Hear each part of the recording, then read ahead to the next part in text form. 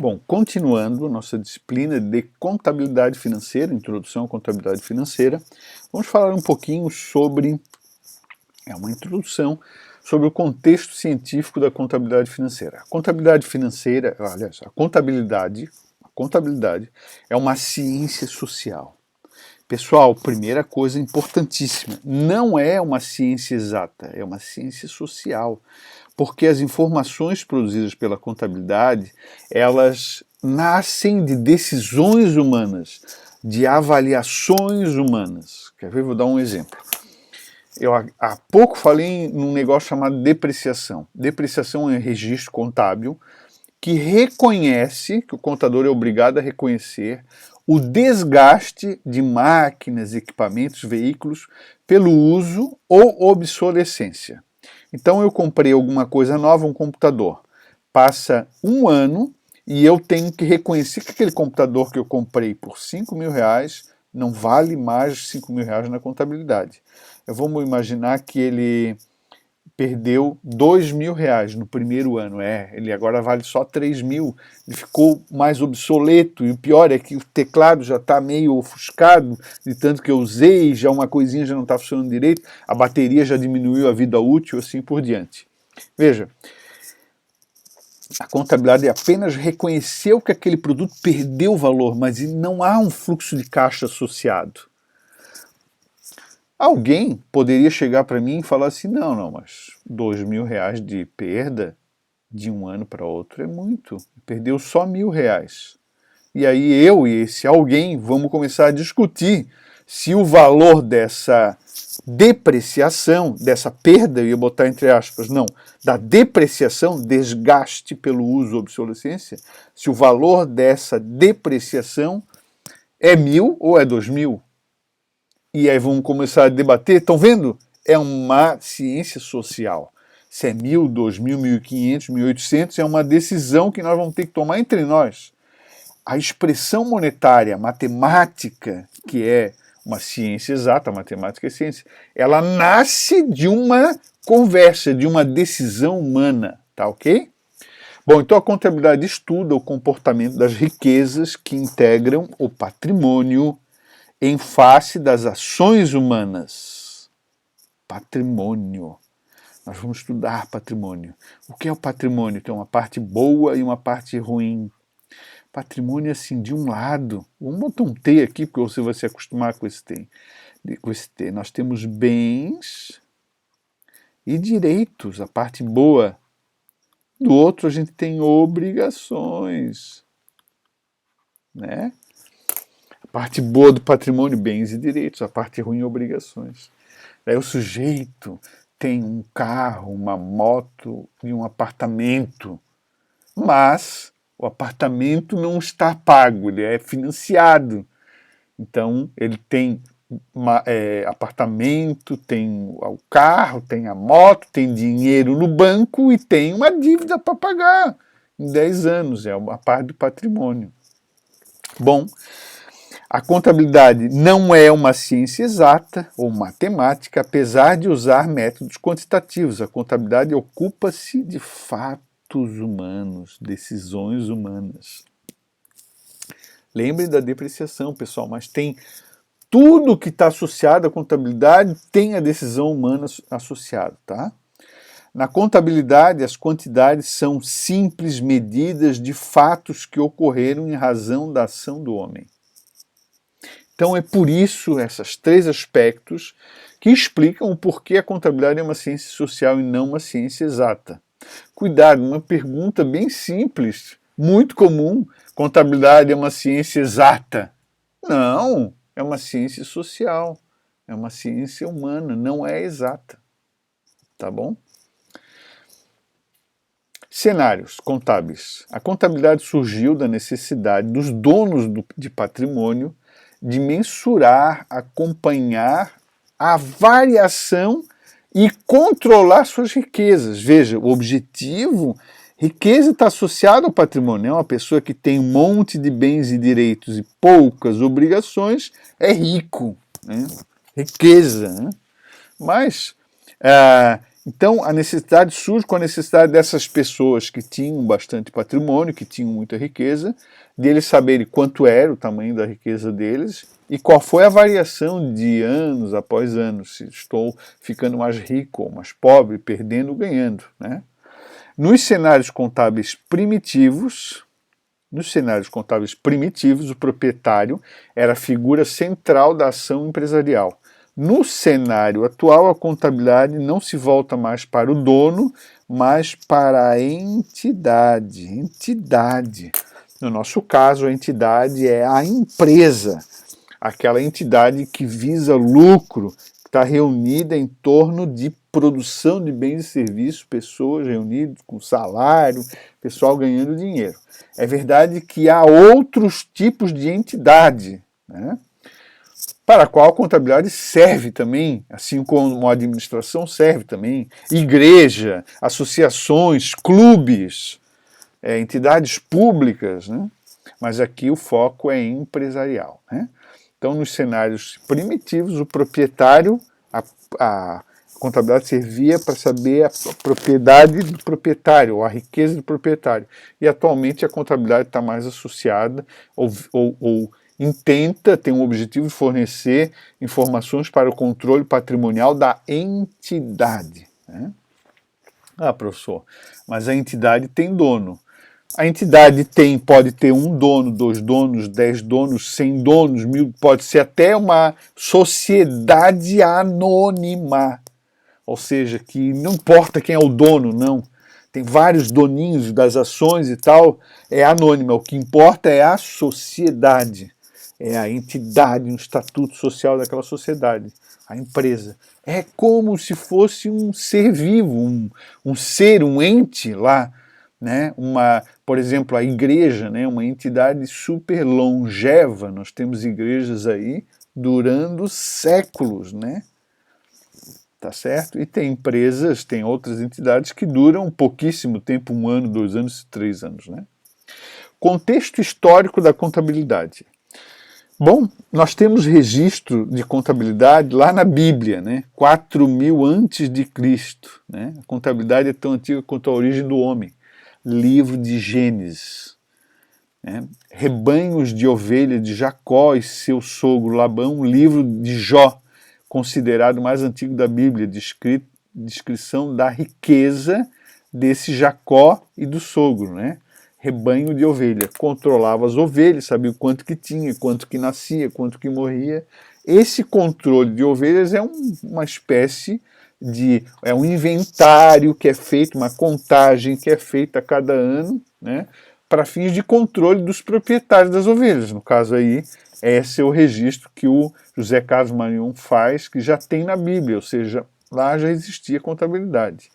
Nós temos também outro registro, egípcios e babilônios, 3000 a.C. Transações em cerâmicas relatam pagamento de salários e impostos. Então também um outro registro que existia contabilidade lá na Babilônia, né?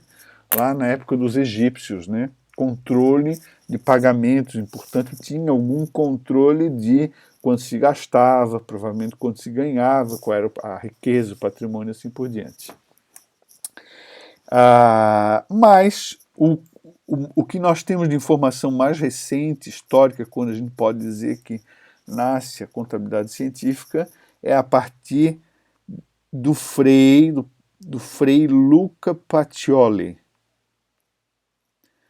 né, século 13, 14 depois de Cristo, né, 1400, 1500 ali, 1494, pouquinho antes de descobrir o Brasil, né? A contabilidade atingiu sua maturidade entre os séculos 13 e 14 depois de Cristo. Comércio com as Índias. Isso aí você estudou no 2º grau, né? Fazer comércio com as Índias para obter superávit favorável, encontrar metais preciosos, né? Ter balança comercial favorável, assim por diante, a Europa, Portugal, Espanha, tudo correndo atrás do caminho das Índias, né? Nós temos o registro histórico da classe burguesa que nasce com o comércio, que precisava ter esses controles. Nós temos o fim da Idade Média, das trevas e o Renascimento, né? Com atividades comerciais bombando, florescendo. Nós temos o mercantilismo naquela época, né? Que os países começaram a fazer trocas grandes, né? Aí logo depois descobriu-se o Brasil e levar pau-brasil para fazer tinta, né? Um negócio meio ruim, eles queriam achar era ouro e prata, né? Ou seja, nesse contexto de renascimento, de caminho para as Índias, de comércio com as Índias, nascimento da burguesia, atividade mercantilista, que nasce a contabilidade moderna, né?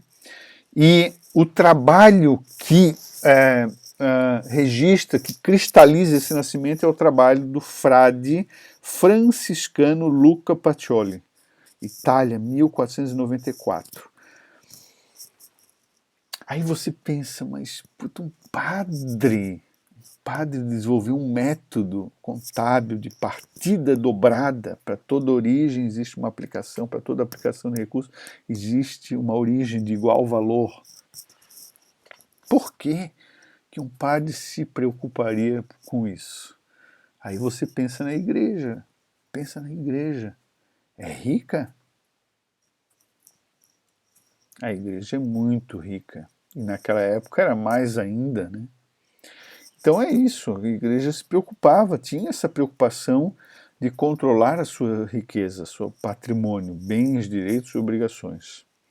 E é nesse contexto que então nasce esse método desenvolvido por esse Frei, que aliás na igreja católica, né, quem detinha o conhecimento eram poucos, né, diferente da igreja luterana, até tem uma conversa sobre isso, mas que os padres estudavam bastante, né, detinham conhecimento, não é à toa que tem muitos colégios aí, sobretudo no Brasil, que adotou a Igreja Católica como referência, né, que dominam o conhecimento, né. Aqui em Florianópolis nós temos o Colégio Catarinense, o Colégio Coração de Jesus, tudo ali de berço católico, né, esses colégios, tá? Então, essa escola italiana de contabilidade dominou o cenário mundial até o século XX. Então, muito tempo, de 1500 até pouquinho, 1900 e alguma coisa, tá? Bom, a história recente da contabilidade, nós já temos os Estados Unidos como uma referência, né? Os Estados Unidos passaram a ser a referência para o Brasil. Para o mundo, a contabilidade se desenvolveu notoriamente nos Estados Unidos após a depressão de 1929, né?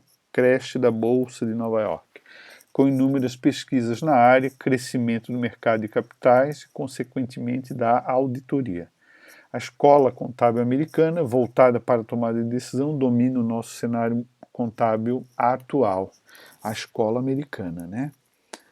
Bom, o que nós diríamos aqui é que a escola italiana teria um viés mais científico da montagem dos relatórios e a escola americana teria um viés mais voltado a atender a necessidade de informação do usuário. Né? Essa é a diferença que podemos fazer, né?